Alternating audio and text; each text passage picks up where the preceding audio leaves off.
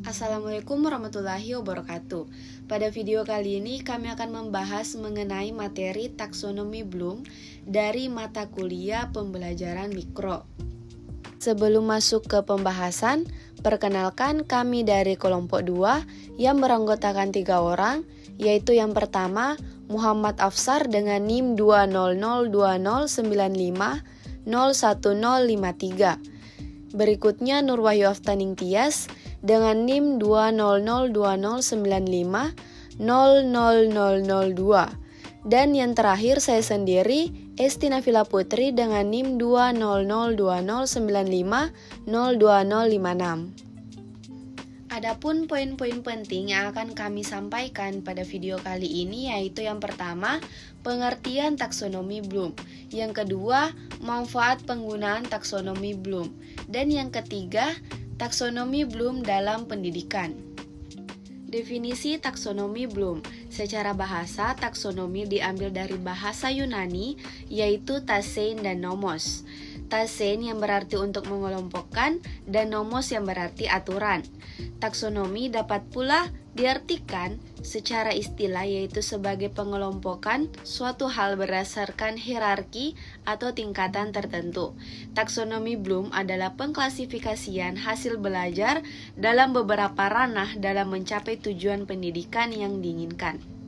Adapun manfaat penggunaan taksonomi Bloom, yaitu yang pertama, taksonomi Bloom digunakan sebagai cara untuk mengembangkan dan mengevaluasi pertanyaan yang diajukan guru kepada siswa.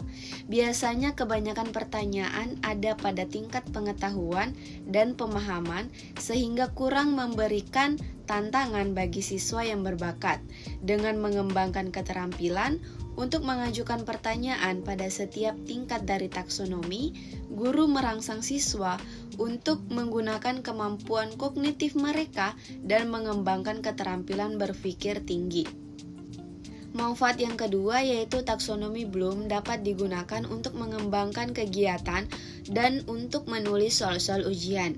Kegiatan ini dapat dikembangkan dengan menggunakan tingkatan-tingkatan yang berbeda dari taksonomi yang digunakan dalam pelajaran atau sebagai tugas khusus di luar kelas. Kunci untuk menyusun kegiatan ini adalah memasukkan beberapa tingkat dalam setiap kegiatan atau mengusahakan keseimbangan dari semua tingkat untuk sekelompok kegiatan. Kemudian, jika menilai kemahiran siswa, mereka harus diberi kesempatan untuk menunjukkan kemampuan mereka untuk berpikir di luar tingkat pengetahuan dan pemahaman. Prinsip belajar yang melandasi taksonomi Bloom. Prinsip belajar yang melandasi taksonomi Bloom yaitu yang pertama adalah kematangan jasmani dan rohani. Kematangan jasmani telah sampai pada batas minimal umur serta kondisi fisiknya cukup kuat untuk melakukan kegiatan belajar. Sedangkan kematangan rohani yaitu telah memiliki kemampuan secara psikologis untuk melakukan kegiatan belajar seperti kemampuan berpikir, ingatan, dan sebagainya. Kemudian yang kedua adalah kesiapan. Kesiapan ini harus dimiliki oleh seorang yang hendak melakukan kegiatan belajar, yaitu kesiapan fisik berarti memiliki tenaga cukup dan memiliki minat dan motivasi yang cukup. Dalam pembelajarannya terbukti adanya semangat yang tinggi. Kemudian yang ketiga adalah memahami tujuan. Setiap orang yang belajar harus memahami apa dan kemana arah tujuannya, serta manfaat apa bagi dirinya. Dengan mengetahui tujuan belajar akan dapat mengadakan persiapan yang diperlukan, baik fisik maupun mental, sehingga proses belajar dapat dilakukan dan dapat berjalan lancar, berhasil, dan memuaskan. Kemudian ada yang keempat yaitu memiliki kesungguhan. Orang yang belajar harus memiliki kesungguhan belajar agar hasil yang diperoleh memuaskan dan penggunaan waktu dan tenaga tidak terbuang percuma dan lebih efisien. Kemudian yang terakhir adalah ulangan dan latihan.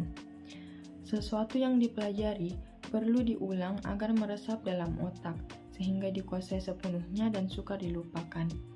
Versi lain dalam buku belajar dan pembelajaran oleh Dimyanti dan Mujiono menyebutkan prinsip belajar antara lain perhatian dan motivasi.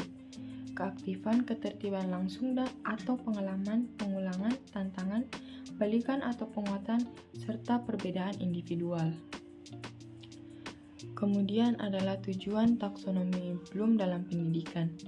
Nah, taksonomi dibuat untuk mengklasifikasikan tujuan pendidikan. Dalam hal ini, tujuan pendidikan dibagi menjadi beberapa domain, yaitu yang pertama adalah kognitif. Nah, kognitif ini adalah perilaku yang menekankan pada intelektualnya seperti pengetahuan dan keterampilan berpikir. Kemudian yang kedua afektif. Nah, afektif lebih menekankan pada aspek perasaan seperti minat dan sikap. Kemudian yang ketiga adalah psikomotorik. Psikomotorik lebih menekankan kepada keterampilan motorik. Kegunaan taksonomi Bloom dalam pendidikan. Penggunaan taksonomi Bloom dapat membantu mengukur ketercapaian hasil belajar.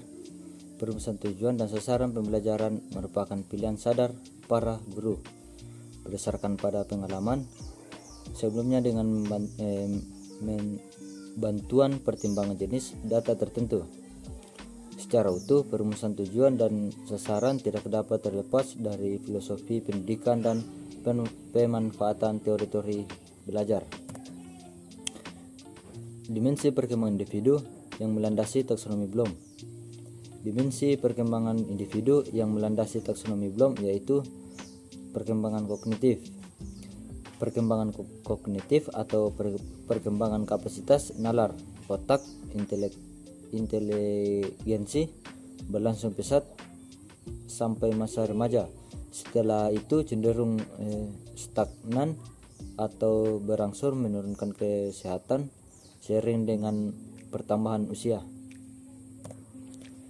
Menurut Piaget 1896 sampai 1980, ada 3 tahap perkembangan kognitif manusia, yaitu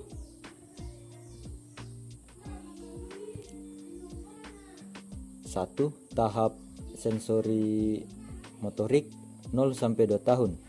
Tahap ini anak mengenal lingkungan dengan kemampuan sensorik atau motorik, yaitu dengan mempergunakan sistem penginderaan. Kemampuan anak terbatas pada gerak refleks, bahasa awal, waktu sekarang, dan ruang yang terdekat. 2. Tahap pra-operasional 2 sampai 7 tahun. Kemampuan anak menggunakan simbol bahasa mulai berkembang dan konsep sederhana. Kemampuan menerima rangsangan yang sifatnya terbatas dan belum mampu berpikir abstrak, serta persepsi ruang dan waktu masih terbatas. 3. Tahap operasional konkret 7 sampai 11 tahun. Pada tahap ini anak dapat mengembangkan penalaran logis meskipun terkadang memecahkan masalah secara trial and error. Anak-anak usia sekolah dasar mempunyai kemampuan yang termasuk kategori ini. Baiklah, itulah hasil pembahasan mengenai taksonomi Bloom. Sekian, Assalamualaikum warahmatullahi wabarakatuh.